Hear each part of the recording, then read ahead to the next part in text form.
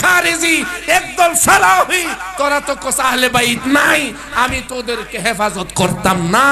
পাঞ্জাতনের নৌকায় উঠবি, আমি মুক্তি দেব।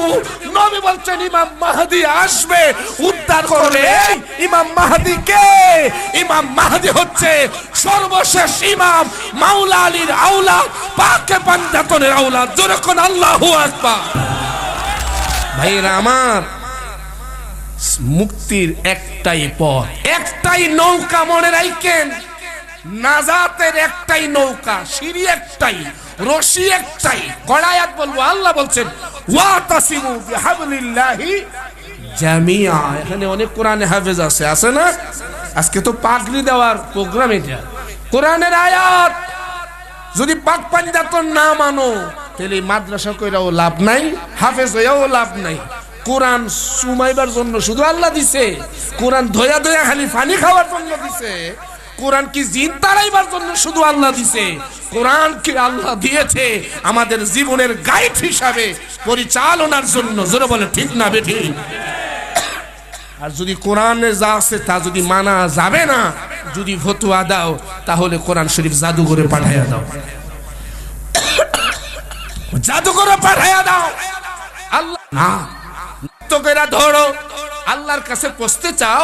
ইমাম জাফর সাদিক বলছে, ও তাই নয়, তিরমিজি শরীফ কিতাবুল মানাকিব, মানাকিব আহলে বাইত অধ্যায়ের মধ্যে আছে, আল্লাহর নবী বলেন ইন্নী তারিকুন ফীকুম মা ইন তামাসসাকতুম বিহি লান তাদিল্লু বাদি আহাদুহুমা আযমু মিনাল আখার। কিতাবের বুকে মুসলমানদেরকে অত্যাচার করে, কিভাবে মুসলমানদের রক্ত নিয়ে লিলিহান খেলা খেলতেছে এই মুদির ঘরের মুদি, এই চাওয়ালার ঘরের চাওয়ালা। ঠিক না বে ঠিক?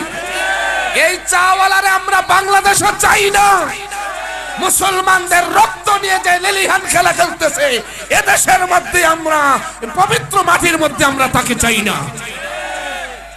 আজকে মুসলমানদের বড় দুর্দিন, চারদিকে কুত্তার বাচ্চার মতো মারতেছে। বার্মায়, কাতারে, আর কি বলে ইয়েমেনে, সিরিয়ায়, কয়টার কথা, সব জায়গায় মুসলমানরা নির্যাতিত। মনে হয় আমরা মুসলমান হয়ে অপরাধ করলাম। কিরে ভাই, আমরা না আল্লাহর মনোনীত ধর্ম পালন করে, আমাকে এই অবস্থা কেন বলেন না? আজকের জুমার মধ্যে, কালকের জুমার মধ্যে তো আমরা দোয়া করছি। আল্লাহ, প্রত্যেক জুমায় আমি দোয়া করি, এটা আমার কমন। প্রথমে বলি আল্লাহ এই দেশে রহমত নাজিল করো, পরে বলি আল্লাহ মুসলমানদেরকে তুমি হেফাজত করো। কই আল্লাহ কানো তুলা দিছি, শুনতাম না তোকে কথা। আর শুনলো তো কাজ হয়েই যেত, দোয়া করলে শুনলো তো কাজ হইতো। আল্লাহ তো শুনে না, চলতেই তো আছে অত্যাচার।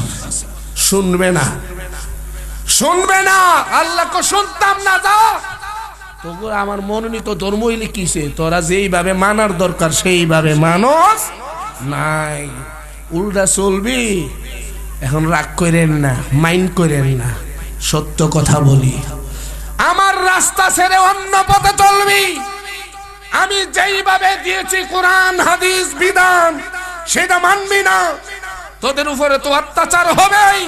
তোদের রক্ষা কবচ হিসাবে, তোদেরকে হেফাজত করার জন্য বিধি বিধান দিয়েছি কোরআন, আর হেফাজত করার জন্য দিয়েছি পাকে পাঞ্জাতন আহলে বাইত। ওই নৌকায় তোরা উড়স নাই, তোরা শিয়াদেরকে দিয়া দিছ দলিল কইরা, সুল্লা বাবা কুল্লা বাবা নিয়ে কইরা রইছ। যা মর।